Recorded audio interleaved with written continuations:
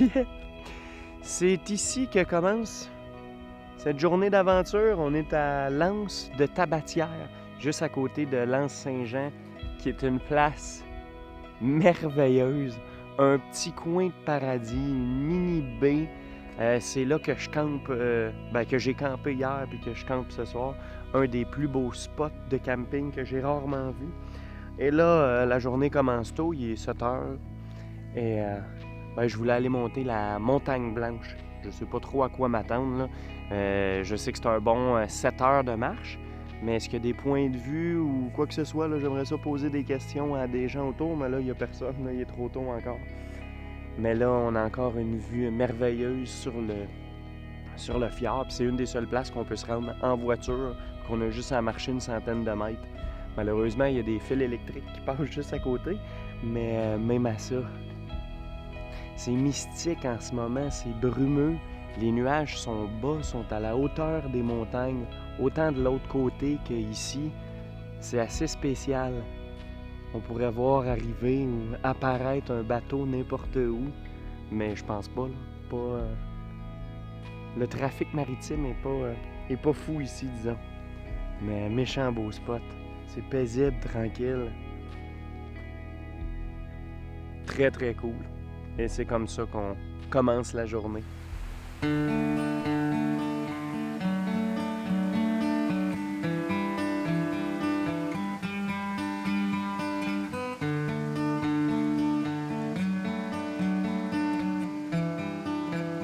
C'est quand même très drôle, hein?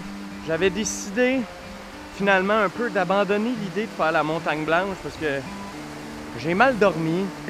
Je suis fatigué un peu de la marche d'hier. Puis faire un 7 heures dans le bois tout seul, et je me rends compte qu'il n'y a vraiment personne là, dans les sentiers.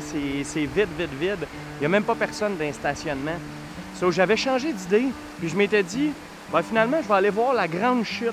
Et j'ai vu la Grande Chute. J'ai commencé à faire la rando. Et comme de fait, sur ce sentier-là, si on continue, on se rend aussi à la Montagne Blanche. J'ai changé d'idée. Et là, tantôt j'étais en bas, on voyait la chute. Et là, fucking shit! Et là, je suis rendu en haut de la chute avec une vue sur l'Anse Saint-Jean. C'est débile, c'est débile. Là, je regarde du coin de l'œil, là. Puis, je vais vous montrer ça. Je suis excité comme un petit enfant, comme à mon habitude, avec le son de l'eau, c'est génial. L'Anse Saint-Jean, solide spot. Là, je vais reculer puis je vais faire semblant comme si c'était la première fois que j'arrivais ici pour la vue. Fait qu'on va être tous surpris ensemble puis on va être contents.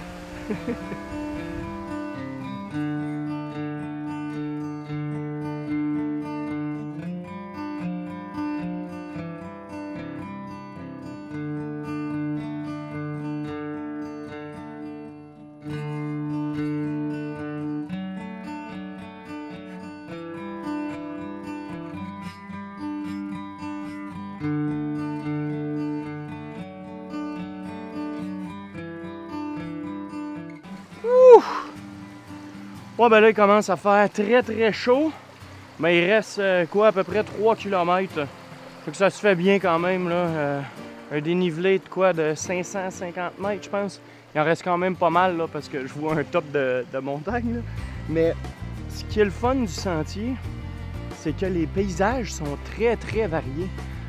Des fois, on longe le petit ruisseau qui se transforme en chute à certains endroits. Après ça, on se retrouve dans des...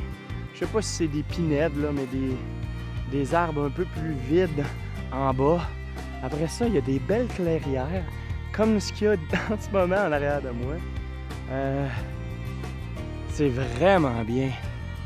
Là, il reste ça, là.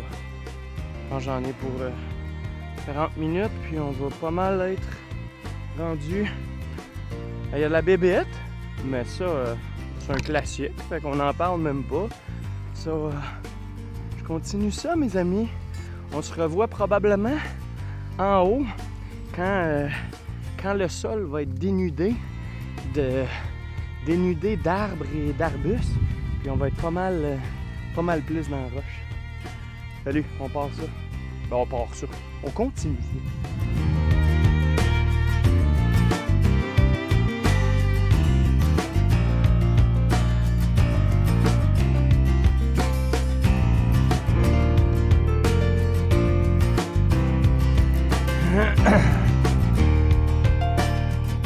Ce qui est cool dans la préparation d'un trip ou d'une petite aventure, que ce soit pour 2 jours ou que ce soit pour 1 semaine, 2 semaines, ben c'est justement la non-préparation. C'est le principe de savoir un peu où tu t'en vas, mais sans avoir défini ou sans avoir regardé chacune des images des choses que tu vas voir pendant ton périple. Et là, c'est un peu ça qui arrive en ce moment, parce que je savais où je m'en allais. J'avais un but, mais après ça, qu'est-ce que j'allais faire exactement? Avec les recommandations de certaines personnes que j'ai croisées cette semaine, bien, ça t'amène à d'autres remplacements que tu n'avais vraiment pas imaginés. Et bien, ce qui est le plus fort, ce qui est le plus cool, c'est quand tu n'as pas d'attente. Parce que quand tu n'as pas d'attente, bien, ça le dit, tu sais pas à quoi t'attendre. Donc, tu peux juste être surpris et encore une fois, encore plus impressionné sur ce que tu tombes, dans le fond. Et là, ben, je capote bien raide, sérieusement, là. Je savais pas qu'il y avait de quoi de genre ici. Tu sais, je suis pas sur le bord du fjord. Donc, on n'est pas sur le bord de l'eau, comme tantôt à Lance la Tabatière, mais c'est un sommet dénudé, le plus haut sommet de la place. Il m'en reste encore un peu à monter, là. Je suis pas complètement au bout. Mais il y a d'autres petites montagnes. On voit l'Anse Saint-Jean, on voit pratiquement le camping où je suis installé. Finalement, on le voit, le fjord. Je suis juste pas sur le bord, là. Mais on voit le fjord. C'est un peu trop nuageux, en espérant que ça va peut-être s'éclaircir un peu plus avec le temps.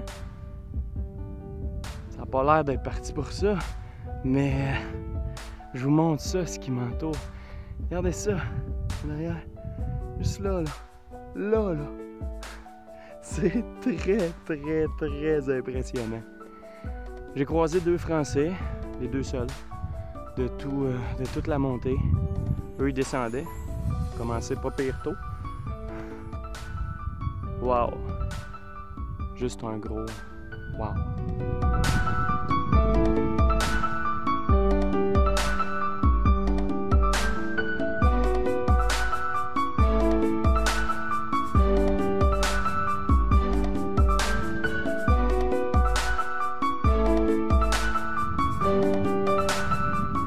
Bon, ben, plus que quelques mètres.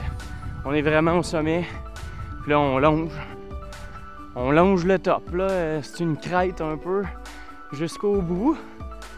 Une couple de centaines de mètres qu'on avait à faire. Fait que là, c'est la roche, le lichen, les petits arbustes avec des vues 360 degrés. Là. On voit le travail des glaciers, on voit l'érosion, on voit plein de choses.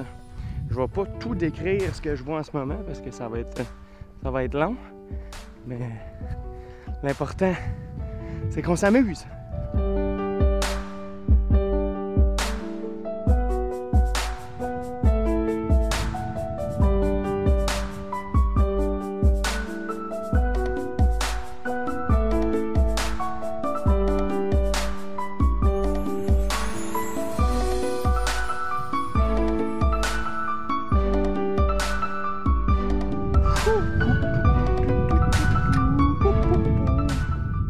C'est fait, c'est réussi. Montagne blanche, check. Maintenant, il suffit de se trouver un beau spot et s'installer pour manger. Je me demande bien où m'installer. Ah, c'est drôle de rire tout seul de même, au sommet. Bon, j'ai faim. Je vous montre des dernières images, puis pour moi, terminé pour de l'ascension aujourd'hui. Ciao! Vraiment bien, à la pluie, depuis 2 heures que c'est l'averse. Au moins, j'ai pu profiter du sommet sans la pluie. C'est du gros n'importe quoi. Mais encore là, qui trouverait pas ça drôle? Parce que le pire, c'est que j'en croise qui montent, puis eux, ben ça va être de la merde tout le long parce que c'est parti. C'est parti pour être de même toute la journée. So, on arrive à l'auto dans 15 minutes. Je pourrais courir, mais rendu où on en est, ça change absolument rien. Bye bye.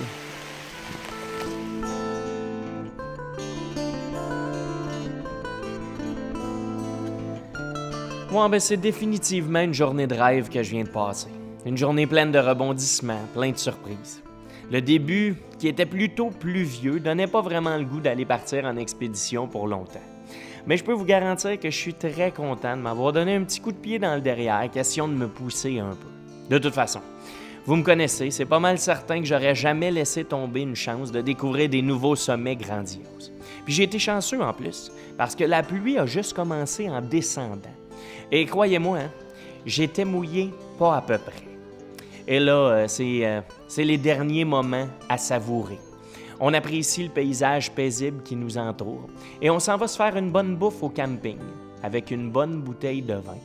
Puis je pense que c'est bien mérité.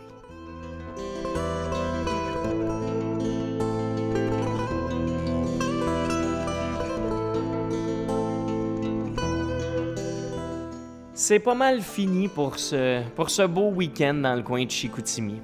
D'autres belles randos à mettre dans notre livre de route. Et je vous invite à partager, à liker, à continuer à suivre les Québec Rando ou d'autres aventures qui se passent un peu n'importe où sur notre planète. Salut là!